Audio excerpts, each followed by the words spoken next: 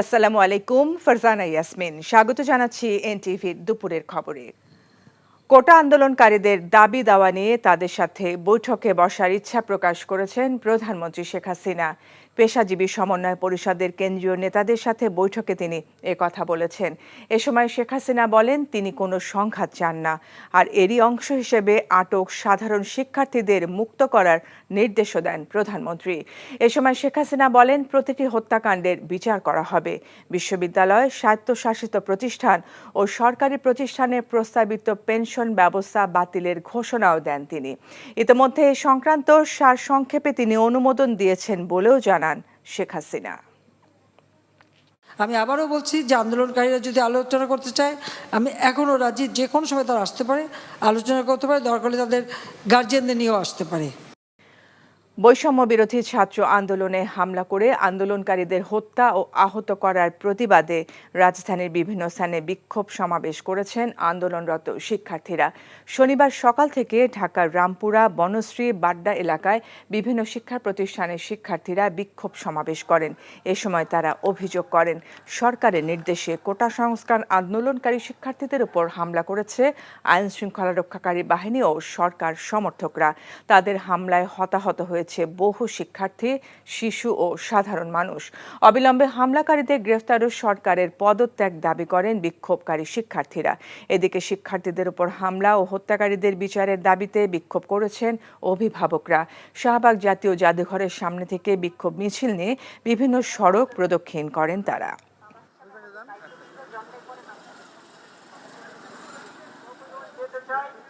আমরা অভিভাবক হিসাবে আমরা এটা শেষ করবো এবং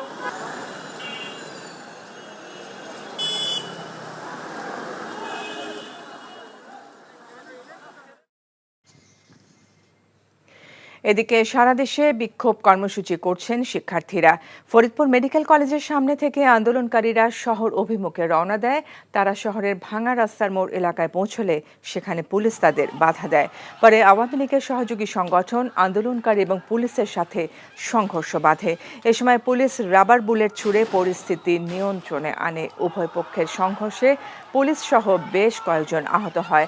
নারায়ণগঞ্জের নগরীর ২ নম্বর গেট থেকে চাষাঢ়ার কেন্দ্রীয় শহীদ মিনার ও বিজয় স্তম্ভের সামনে বিক্ষোভ করে শিক্ষার্থীরা।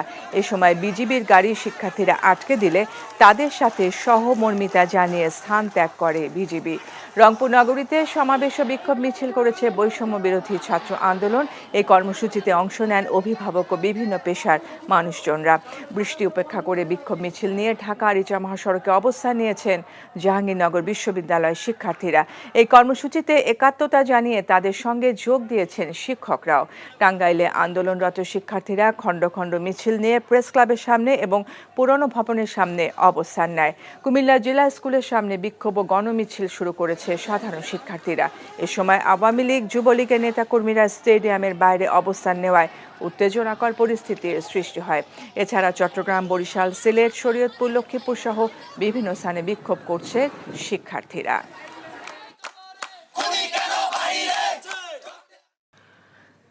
রাজধানীর আফতাবনগর এলাকায় শিক্ষার্থীদের বিক্ষোভ কর্মসূচির কথা কিছুক্ষণ আগে জানিয়েছেন আমাদের সহকর্মী নিয়ামুল আজিজ সাদেক। ছাত্রছাত্রী বিতার সহ ৯ দফা দাবি এবং সরকারের পদত্যাগ সহ নানা ধরনের স্লোগান নিয়ে আজকে আমরা এখানে দেখছি জমায়েত হয়েছে ইস্ট ওয়েস্ট ইউনিভার্সিটি, যেটা আফতাবনগরে অবস্থিত। এখানে আশপাশের যে বিশ্ববিদ্যালয়গুলো রয়েছে, কানাডিয়ান ইউনিভার্সিটি, ব্র্যাক ইউনিভার্সিটি এবং এর সাথে IUB university, AIUB, American international university, সব বিশ্ববিদ্যালয় থেকে এমনকি আইডিয়াল স্কুল অ্যান্ড কলেজ, তাদের শিক্ষার্থীরা এখানে এসেছে। এখানে অভিভাবকরাও এসেছে এবং অভিভাবকদেরকে আমরা দেখেছি যে এই ধরনের দাবির পক্ষে তারা তাদের অবস্থান জানান দিচ্ছেন। শুধু তাই নয়, তারা বলছেন যে পর্যন্ত তাদের দাবিগুলো মেনে না নেওয়া হয় সেক্ষেত্রে তারা এই আন্দোলন তারা চালিয়ে যাবেন। আমরা এখানে দেখেছি জাতীয় পতাকা হাতে বিভিন্ন বয়সের শিক্ষার্থীরা এখানে অবস্থান নিয়েছেন এবং তাদের মুখে একই স্লোগান যে এই সরকার তাদের যে ছাত্র যাদেরকে মৃত্যুবরণ করতে হয়েছে তাদের যে বিচার, সেই বিচারটি তারা দাবি করছেন। কোটা সংস্কারের দাবিতে চলমান আন্দোলন ঘিরে সংঘাত বন্ধ, বিশ্ববিদ্যালয় ও হলগুলো খুলে দেওয়ার দাবি জানিয়েছে সাধারণ শিক্ষার্থী মঞ্চ। সকালে রাজধানীর শাহবাগের জাতীয় জাদুঘরের সামনে মৌন অবস্থান কর্মসূচি থেকে এই দাবি জানায় মঞ্চটি। এছাড়া সংঘাতে আহত নিহতদের পরিবারবর্গের স্থায়ী পুনর্বাসন, ক্যাম্পাসে শিক্ষার পরিবেশ ফিরিয়ে আনা সহ 9 দফা দাবি জানান তারা। লিখিত বক্তব্যে শাকুর হোসেন বলেন, কোটা আন্দোলনে অনেক প্রাণ ঝরেছে।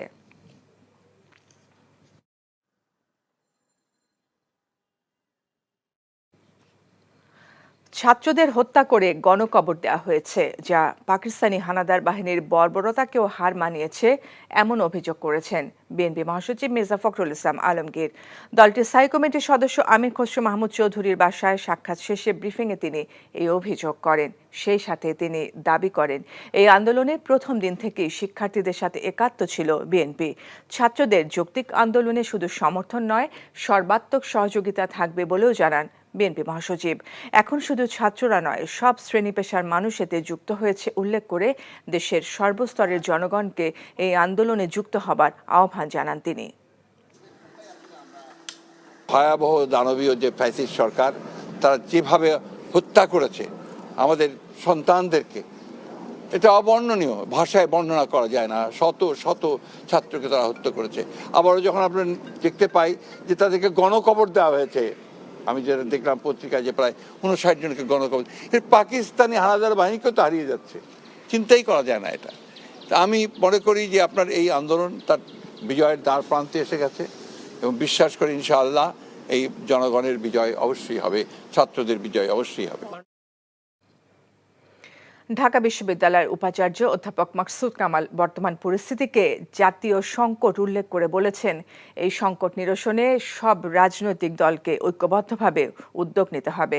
শিক্ষার্থীদের নিরাপত্তা দিতে বিশ্ববিদ্যালয় প্রশাসনের কোনো গাফিলতি ছিল না বলেও জানান তিনি। সংকটটি হলো একটি জাতীয় সংকট। সেটি জাতীয়ভাবেই সকল রাজনৈতিক দল দায়িত্ব নিয়েই সেটি সমাধান করা উচিত। হলগুলোতে এবং সমগ্র বিশ্ববিদ্যালয়ে যেন সহশিক্ষা কার্যক্রম আরো জোরদার করা যায়, ভবিষ্যতে শিক্ষার্থীদের জীবনমানের উন্নয়ন, স্বাধীনভাবে মত প্রকাশ, এই বিষয়গুলোর বিষয়ে ইতিমধ্যে একটি নীতিমালা প্রণয়নের কাজ আমরা ইতিমধ্যেই শুরু করেছি। বর্তমান পরিস্থিতি মোকাবেলায় জাতীয় ঐক্য ও সংলাপের আহ্বান জানিয়েছেন নীল দলের শিক্ষকরা। সকালে ঢাকা বিশ্ববিদ্যালয়ে প্রতিবাদ কর্মসূচিতে তারা এই আহ্বান জানান। সাম্প্রতিক ঢাকাসহ সারা দেশে সহিংসতা, নাশকতা ও হত্যার প্রতিবাদে ঢাকা বিশ্ববিদ্যালয়ে প্রতিবাদ জানান নীল দলের শিক্ষকরা। তারা সব ঘটনার সুষ্ঠু তদন্ত ও বিচার চেয়ে মৌন মিছিল করেন। এর আগে সকালে অপরাজেয় বাংলার পাদদেশে নীল দলের শিক্ষকরা প্রতিবাদে অংশ নিয়ে বলেন, একটি মহল দেশকে পেছনের দিকে নিয়ে যেতে পায়তারা করছে। শিক্ষার্থীদের ক্লাসে ফিরে আসার আহ্বান জানান শিক্ষক নেতারা।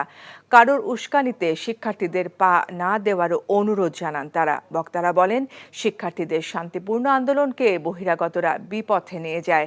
প্রতিবাদ সমাবেশে ঢাকা বিশ্ববিদ্যালয়ের সাবেক ভিসি অধ্যাপক আখতারুজ্জামান, সাবেক প্রক্টর গোলাম রব্বানী ও অধ্যাপক ওহিদুজ্জামান চান বক্তব্য রাখেন।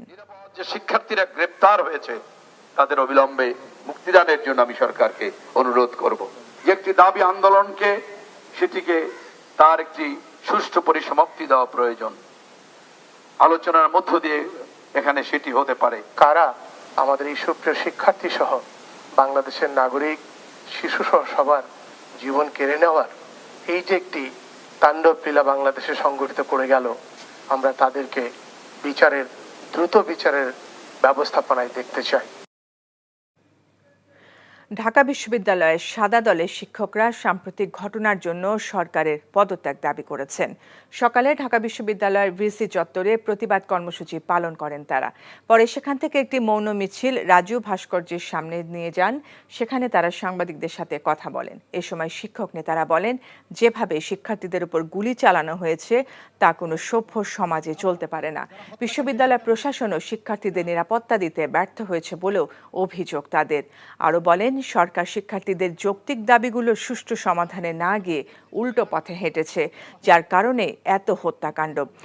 অনুষ্ঠানে অধ্যাপক লুৎফর রহমান সহ সাদা দলের শিক্ষক নেতারা বক্তব্য রাখেন। রাজধানীর সায়েন্স ল্যাব এলাকায় আছেন আমাদের রিপোর্টার নূর হোসেন। তিনি জানাচ্ছেন সেখানকার শিক্ষার্থীদের জমায়েতের সবশেষ খবর। আমি এই মুহূর্তে অবস্থান করছি রাজধানীর সায়েন্স ল্যাবরেটরি যে মোড়টি রয়েছে সেই মোড়ে। এই মোড়টি বেলা 12টার পর থেকেই শিক্ষার্থী এবং ছাত্র জনতার দখলে চলে গেছে। শিক্ষার্থী এবং ছাত্র জনতা মোড়টি অবরুদ্ধ করে রেখেছে। 12টার পর থেকে এখানে কোনো ধরনের যানবাহন চলাচল করছে না। শিক্ষার্থীরা বলছেন তাদের যে 9 দফা দাবি ছিল, সেই 9 দফা দাবির যে যৌক্তিকতা সে সময় পুরিয়ে গেছে, সে যৌক্তিকতা শেষ হয়ে গেছে। এখন যে দাবি তাদের সেটি হচ্ছে 1 দফা 1 দাবি, শেখ হাসিনার যে পদত্যাগ, সেই শেখ হাসিনার পদত্যাগের দাবি তারা জানাচ্ছেন। তারা বলছেন তাদের যে সমস্ত ভাইদের হত্যা করা হয়েছে, তাদের হত্যাকাণ্ডের সঙ্গে যারা জড়িত তাদের সঙ্গে কোনো ধরনের আলোচনা করার সময় এখন আর নেই। তাদের সঙ্গে আলোচনা করে কোনো ধরনের সমঝোতায় যাওয়ার সময় নেই। এই জন্য শিক্ষার্থীদের অভিভাবক সহ ছাত্র জনতা আজ এই সায়েন্স ল্যাব মোড়ে তারা অবস্থান নিয়েছে এবং এখান থেকে তারা দাবি জানাচ্ছেন। সারা দেশে যে গণ অভ্যুত্থানের সৃষ্টি হয়েছে তাতে সরকারের পতন না হওয়া পর্যন্ত সাংবাদিকরা রাজপথ ছাড়বে না বলে জানিয়েছেন বাংলাদেশ ফেডারেল সাংবাদিক ইউনিয়নের সভাপতি রুহুল আমিন গাজী। সকালে জাতীয় প্রেস ক্লাবের সামনে সাম্প্রতিক সহিংসতায় নিহত 4 সাংবাদিক সহ সবার মৃত্যুর বিচারের দাবিতে বাংলাদেশ ফেডারেল সাংবাদিক ইউনিয়ন ও ঢাকা সাংবাদিক ইউনিয়ন আয়োজিত মানববন্ধনে তিনি একথা বলেন। মানববন্ধনে বক্তারা বলেন, এখন কোনো বিচার চাওয়ার আর সময় নেই। নিরস্ত্রভাবে যাদের হত্যা করা হয়েছে সেই হুকুমদাতার বিদায় চাই। আইন শৃঙ্খলা বাহিনীর সদস্যদের উদ্দেশ্যে বক্তারা বলেন, জনগণকে যৌক্তিক আন্দোলন করার সুযোগ দিতে হবে। অযথা জনগণের দিকে বন্দুক তাক না করার আহ্বান জানান মানববন্ধনে উপস্থিত সাংবাদিক নেতারা। ঝড়ের কবলে পড়ে ভোলার চরফ্যাশনে 13 জেলে সহ একটি মাছ ধরার ট্রলার ডুবে গেছে। এর মধ্যে 5 জনকে জীবিত উদ্ধার করা হলেও নিখোঁজ রয়েছে এখনও 8 জন। গত রাতে হঠাৎ ঝড়ের কবলে পড়লে চরফ্যাশন উপজেলার ঢালচরের শিবচর নামক এলাকায় ট্রলারটি ডুবে যায়। এ সময় পাশে থাকা অন্য জেলেরা গিয়ে 5 জনকে উদ্ধার করে। 8 জনের কোনো সন্ধান পাওয়া যায়নি বলে জানিয়েছেন তারা। এদের সবার বাড়ি চরফ্যাশন উপজেলার দুলারহাট থানার আহমদপুর ইউনিয়নে বলে জানান ওসি মাকসুদুর রহমান মুরাদ। নিখোঁজ জেলেদের উদ্ধারের চেষ্টা চলছে বলে জানিয়েছেন তিনি।